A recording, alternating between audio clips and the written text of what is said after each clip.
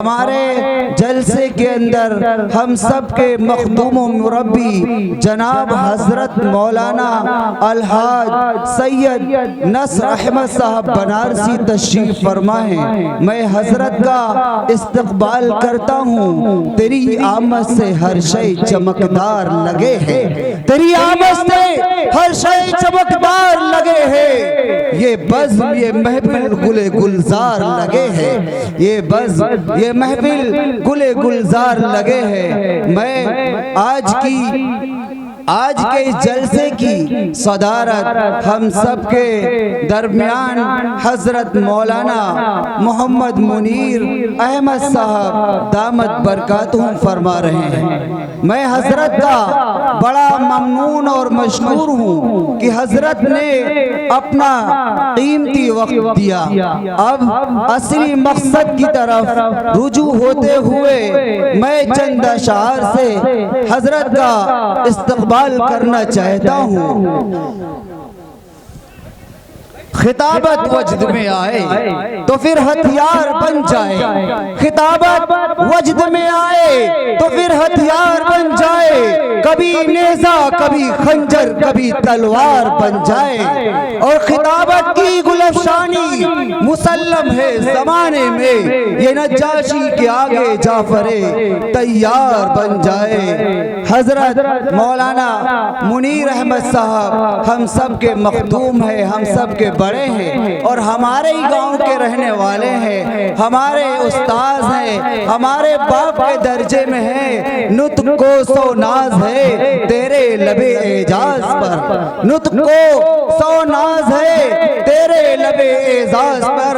महवे हैरत है सुरैया रफ़ते परवाज पर। और कोई अंदाजा कर सकता है उनके जोरे बाजू का, निगाहे मर्द मोमिन से बदल जाती है तकदीरें। और मेरी जिंदगी का मकसद हर एक को फैज़ पहुँचे। मैं चराग रह गुजर हूँ, मुझे शौक से जलाओ, मुझे शौक से जलाओ। जनाब हजरत मौलाना सदर जलसा हजरत मौलाना मुनीर अहमद साहब आप हजरात के सामने माइक पर।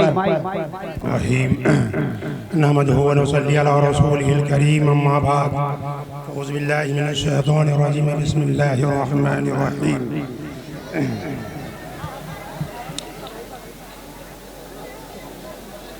क़ाला नबी सल्लल्लाहु तआला अलैहि वसल्लम खैरुकुम मन तअल्लमल कुरान व अल्लमहु औ कमा क़ाला सल्लल्लाहु तआला अलैहि वसल्लम।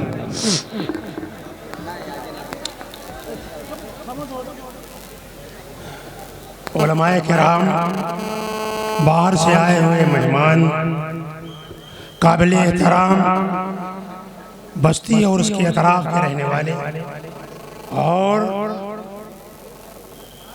काबिल कदर माँ और बहनों, मुझे इस वक्त कुछ बयान नहीं करना, बयान करने वाले मौजूद हैं और उनके और आपके दरमियान में हायल होना नहीं चाहता।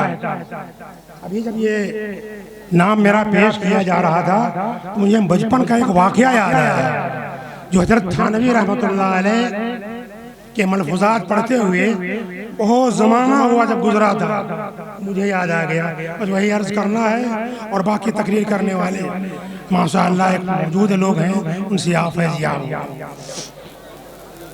हज़रत थानवी रहमतुल्लाह अलैह ने शायद इसी मौके पर ख़त्मे कुरान के सिलसिले में हजरत ने एक बयान दिया था जो बचपन में हमने पढ़ा था। हजरत ने एक मसला बयान फरमाया। आम तौर पर कोई हाजी हज करके आए तो आदमी इज्जत करता है और चल के इस्तकबाल करता है और करना भी चाहिए। हजरत ने एक मसला बयान फरमाया कि एक हाजी हज करके आ रहा है और एक बच्चा कुरान पढ़ के आ रहा है। हमारी कदर कीमत उस हाजी की तो होती है, लेकिन मदरसे में बच्चे पढ़ने वाले बच्चे की कदर कीमत नहीं होती। हजरत ने इसको बयान फरमाया। बयान तो हजरत का तफसीली, लेकिन हम बहुत इख्तिसार के साथ आपसे अर्ज कर रहे हैं। हजरत ने फरमाया ये हाजी हज करके आ रहा है और जिस चीज की ज़ियारत करके आ रहा है खाने काबा, उसको बिला वजू छूना, छू सकता है, बेहतर नहीं। और ये बच्चा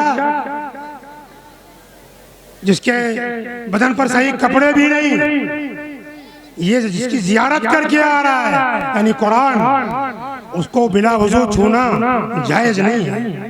मसले को समझे। उस हाजी का मकाम और उस बच्चे का मकाम, दोनों में जमीन और आसमान का फर्क है। ये कुरान की जियारत करके आ रहा, हमारे नजदीक उसकी कोई कीमत नहीं होती, कीमत नहीं होती।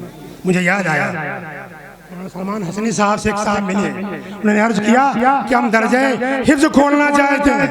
हजरत फरमाया खोलो, शौक से खोलो, लेकिन कम से कम जब कोई जदीद तालीम याफ्ता कोई आ जाए तो बिस्तर ऐसा बिछाना ताकि वो भी बैठ सके। कितने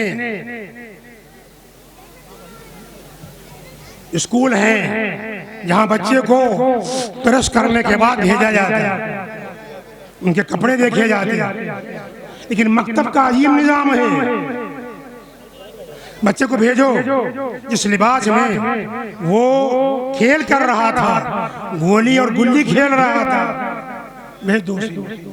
अभी एक कॉन्फ्रेंस हुई सीतापुर में, शिरकत करने का इत्तेफाक हुआ, जो अल जमीयत और साथ में तबलीगी जमात के लोग मौजूद थे। वो यहाँ कहा गया कि नहीं, समझाया जाए, कौम को बताया जाए ये हमारी कमी है कि हम उसको समझाते नहीं।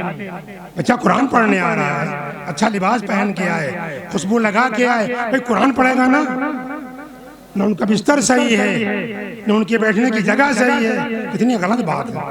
तो इस मकाम को पहचाने। हमारे अजीज तलबा जिन्होंने कुरान को हिफ्ज किया है, वो अपने मकाम को पहचाने। उनका एक मकाम है जो अल्लाह ने दिया है। अब वो अमल जो आम तौर पर तलबा कर जाते हैं, इनके लिए मुनासिब नहीं, क्योंकि कुरान के हाफिज हो रहे हैं, इस पारे का हिफ्ज किया है, लिहाजा अपने मकाम को पहचाने। न भूल जाए कि हम हाफिज हो गए और छुट्टी मिल गई, ना, एक जिम्मेदारी आप पर है। आप हाफिज कुरान हैं, आपका लिबास कैसा, आपका रहन सहन कैसा, पता चला कि साहब गड़बड़ हो रहा है, यह जाने का इत्तेफाक हुआ। एक साहब ने बताया, मुझे साहब वो देखो बच्चे क्या कर रहे हैं, इनका गुल्ली खेल रहे हैं। कहने लगे ये आप ही के यहाँ का तालिब इल्म है। सर के मारे सर झुक गया। तो इनका एक मकाम है, ये अपने मकाम को समझें, और इनके असातिज़ा की जिम्मेदारी है कि इनके मकाम को इन्हें समझाएं। अरे बड़ी कोताही हो रही है। कुरान की अजमत, कुरान का सही पढ़ना, ये बड़ी कोताही हो रही है। कुछ पढ़ लो जिस तरह चाहे पढ़ लो। अभी रमजान मुबारक आ रहा है, तरावी होगी इंशाअल्लाह। हर हाफिज को बाकायदा तरावी सुनाना जरूरी नहीं है, लेकिन कुरान का पढ़ना तो जरूरी है। कुरान सही पढ़ा तो जाए। जिन हुफ्फाज को टोका गया, क्या पढ़ रहे हो, मैं पता नहीं, इजहार कहाँ है, इदगाम कहाँ है, मद्दे लाजिम है, बहुत सारी इस्तिलाहात है, कुछ पता कल देखिए कोई हम हाफिज, हम सब कारी नहीं है, ये धोखा है। कुरान सही पढ़ा जाएगा, चाहे कोई कारी हो या न हो, कोई आलिम हो या न हो, कुरान को सही पढ़ा जाएगा। शेखुल हिंद रहमतुल्लाह अलैह जब माल्टा से वापस आए तो हजरत ने दारुल के खवास को मुस्तमै फरमाया और दो बातें इरशाद फरमाई। वो हजरत की बात मैं नकल कर रहा हूँ। हजरत ने फरमाया दो तोहफे माल्टा से लेकर आया। एक तोहफा ये है कि बकिया जिंदगी आपस में इत्तेफाक और इत्तेहाद से लोग रहें, इसकी मेहनत करो। हमारा घर घर में इख्तलाफ, मियाँ बीवी में इख्तलाफ, भाई भाई में इख्तलाफ, भाई बहनों में इख्तलाफ, पास पड़ोस में इख्तलाफ, ये इख्तलाफ उम्मत के लिए अजाब है, अजाब। इसको खत्म किया जाए। ये मामूली बातें इनको हम बर्दाश्त नहीं कर सकते कि क्या होगा। तो फरमाया कि देखो आपस में इत्तेफाक और इत्तेहाद पर मैं कोशिश करूंगा, और दूसरी चीज कुरान को सही पढ़ाया जाए, और सही पढ़ाई नहीं बल्कि समझा जाए।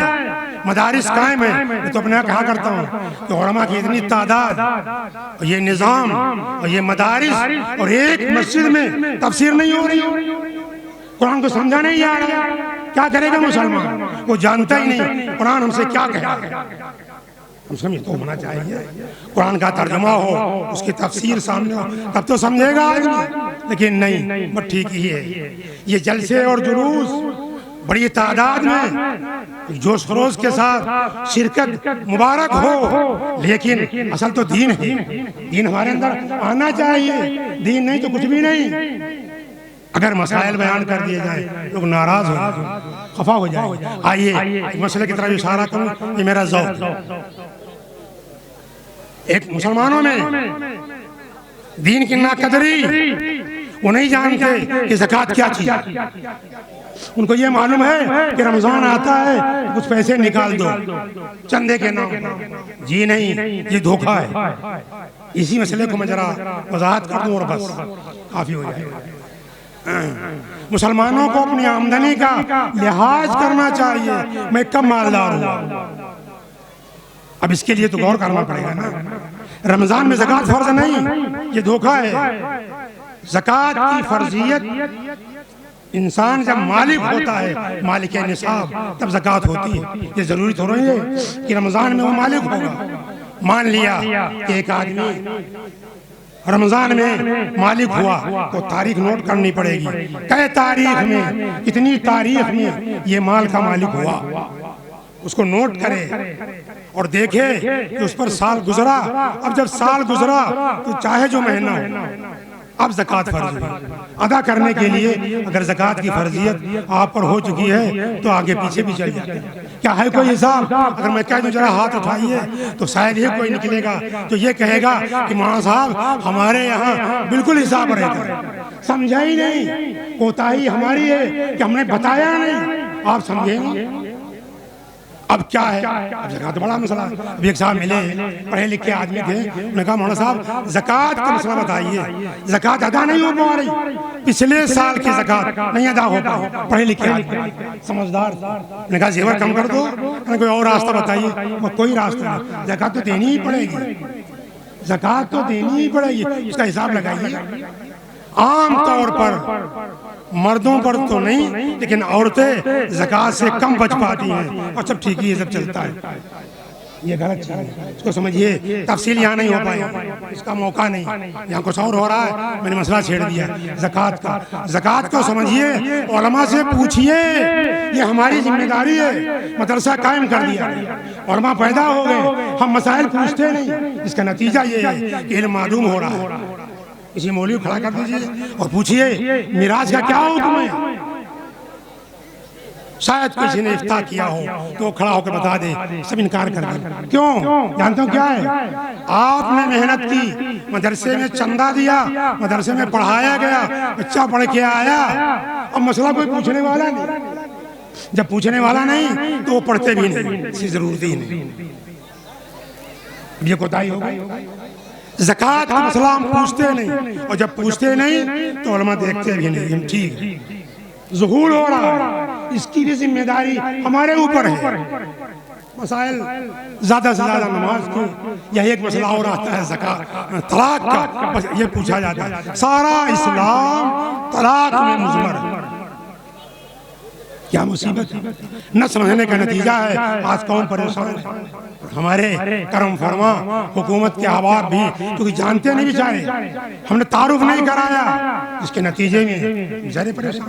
तो आप दीन को समझिए, महफिलें कायम कीजिए कि मौलाना साहब जरा घर चले आइए, खानदान के लोगों को इकट्ठा कीजिए, मौलाना साहब जरा ज़कात का बयान कर दीजिए, मौलाना साहब जरा रोज़े का बयान कर दीजिए। अब मौलाना साहब बयान करें तो आप जाने कुछ नहीं। अगर तकरीर सुननी है, कहीं जलसा जुलूस होगा तो कुछ सुना, कुछ नहीं सुना, कुछ नज़्म में गुजर गया, कुछ हा हो में गुजर गया। जी नहीं, दीन को समझिए। इल्म का हासिल करना फर्ज है। फर्ज कितना फर्ज है? तफसीली इल्म तो उलमा के पास, लेकिन जिस शोबे में आप हैं उसका मसला तो आपको सीखना ही पड़ेगा।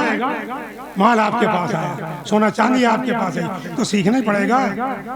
अकीका सीखना पड़ेगा, सब सीखना पड़ेगा। सीखते कुछ नहीं, पूछते भी नहीं। एक जमाने से मसाइल बताते बताते तबीयत पर उनको जानते ही। बहरहाल मैं अर्ज कर रहा था, कुरान को पढ़ा जाए, सही पढ़ा जाए, कुरान को समझने की कोशिश की जाए, उसकी महफिलें कायम की जाए।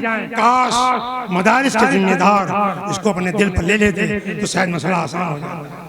वो अलग की बात है कि मस्जिद में जब किताब पढ़ी जाती चंद लोग होते हैं, जब तफसीर शुरू होगी तो उंगली पर गिनने वाले चंद लोग होंगे। लेकिन नहीं, शुरू तो किया जाए, काम किया तो जाए। मुझे उम्मीद है कि मेरे ये गुजारिशात जो बड़ी ही मुख्तसर मैंने आपके सामने पेश किया है। मैं कहना कुछ और चाह रहा था कि मेरी तबीयत इस तरफ आ गई, मैंने कह दिया। उलमाए कराम मौजूद है, वो बयान करेंगे, आप सुनिए और नियत को खालिस कीजिए कि हम दीन सीखने आए, हम ये मजमा देखने नहीं आए। जो बात सीखें फिर अमल करें। अल्लाह मुझे भी और आप सबको उम्मत के और फर्द को